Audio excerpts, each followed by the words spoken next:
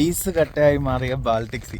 കഴിഞ്ഞ ഒരാഴ്ചയായിട്ട് മാധ്യമങ്ങളിലെല്ലാം നിങ്ങൾ കണ്ടുവരുന്നൊരു ന്യൂസ് ആയിരിക്കും ഐസ് കട്ടയായി മാറിയിരിക്കുന്ന യൂറോപ്പിലെ ബാൾട്ടിക് സീ.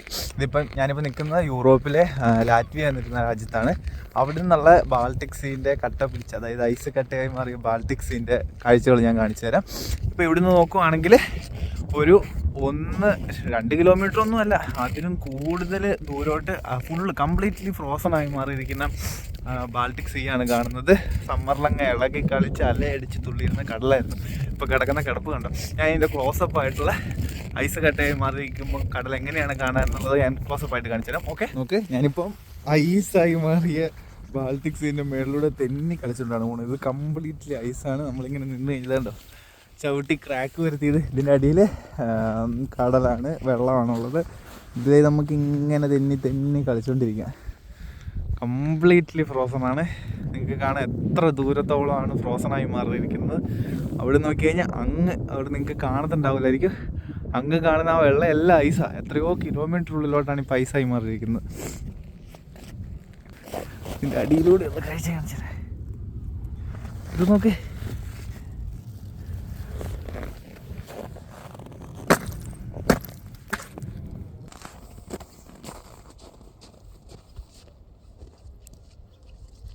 നമുക്ക് ലിറ്ററലി നമുക്കിങ്ങനെ ഒഴുകി നടക്കാൻ പറ്റും ഗൈസ്.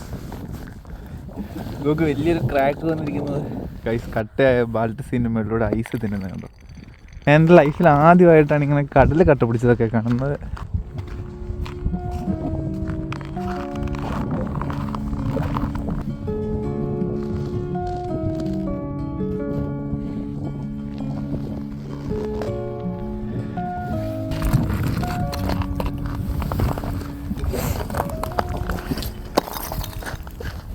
ഇതിനകത്ത് ഏറ്റവും അത്ഭുതപ്പെടുത്തുന്നൊരു കാഴ്ച ഞാൻ കാണിച്ചു തരാം. ഇത് നമുക്ക് തിരമാലകൾ കട്ടയായിരിക്കുന്നത്. കംപ്ലീറ്റ്ലി കടലിൽ നിന്ന് വന്ന തിരമാലകൾ കട്ടയായിട്ടിരിക്കുന്നതാണ്. നമുക്ക് കുറച്ചും കൂടെ ഉള്ളിലോട്ട് പോയി നോക്കാം അവിടെ എന്താ അവസ്ഥ. ഇവിടെ ഇങ്ങനെ മഞ്ഞ് കൂടി കിടക്കുന്ന പോലെയുണ്ട്. അത് കഴിഞ്ഞിട്ട് അതിൻ്റെ അപ്പുറത്തോട്ട് നമുക്ക് എന്താ നോക്കാം. ഇപ്പം ഞാൻ ബീച്ചിൽ നിന്ന് 1 കിലോമീറ്റർ ഉള്ളിലോട്ട് എത്തിയിരിക്കണേ. അവിടെ നോക്കിയോ, ഇവിടുന്ന് കുറേ ഒരു മഞ്ഞ് ഇങ്ങനെ തിരമാല അടിച്ചിട്ട് കൂടി കിടക്കൂലേ, അതുപോലെ ഉണ്ടായിരുന്നേ. ഇവിടെ നോക്ക്, ഇവിടുന്ന് ഇങ്ങനെ സെപ്പറേറ്റ് ആയിട്ട് ഇച്ചിരി ഉള്ളിലോട്ടാണ്. പിന്നെ ഇത് മൊത്തം കംപ്ലീറ്റ്ലി ഫ്രോസൺ, അതായത് തിരമാലകൾ വന്നിട്ട് അതുപോലെ ഫ്രോസൺ ആയിട്ട് നിൽക്കുന്ന പോലെ കണ്ടു കഴിഞ്ഞാൽ നമുക്ക് തോന്നും തിരമാല വന്ന സെക്കൻഡിലങ്ങ് ഫ്രോസൺ ആയി പോയ കടലാണ്. നോക്ക്,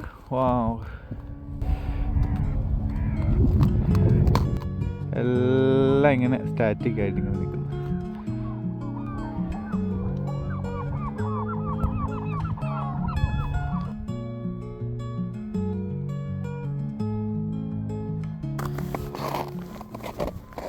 ഇതൊക്കെ നല്ല ഉള്ളിലോട്ടോ. ഇതിപ്പം ഒരു 1.5 കിലോമീറ്റർ ഉള്ളിലോട്ടായി ഞാൻ കടലിൻ്റെ.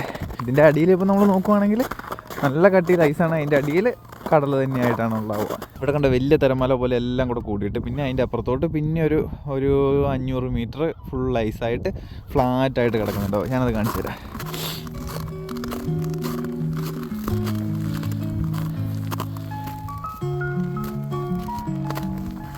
ഇത് കണ്ടോ, ഇവിടെ നിന്ന് ഇങ്ങനെ തട്ടായിട്ട് പിന്നെ കംപ്ലീറ്റ്ലി ഐസ്. ഇത് നോക്കിക്കോ, ഇവിടെ നിന്ന് ഇപ്പം ഇങ്ങനെ. എൻ്റെ ദൈവം എത്ര സൂപ്പറാണെന്നറിയാമോ. കാരണം ഈ ഒരു ഭാഗത്തൊക്കെ എന്തോരം കടലിന് ആഴമുണ്ടെന്ന് എനിക്ക് ശരിക്കും അറിയാം. അതിൻ്റെ മേളിലൂടെയാണ് ഇപ്പോൾ നടന്നുകൊണ്ടിരിക്കുന്നത്. ഇതൊക്കെ ഞാനിപ്പോൾ ഒരുപാട് മുന്നോട്ട് വന്ന് ഈ കടലിങ്ങനെ കട്ട പിടിച്ച് കാണാൻ വേണ്ടിയിട്ട് എത്ര ആഴ്ചയായെന്നറിയാമോ. ടെമ്പറേച്ചർ നോക്കി കുത്തിയിരിക്കുന്നത്. അവസാനം ഫൈനലി അതങ്ങ് കട്ടയായി. എന്നെ സൂപ്പറാണെന്നറിയാവോ.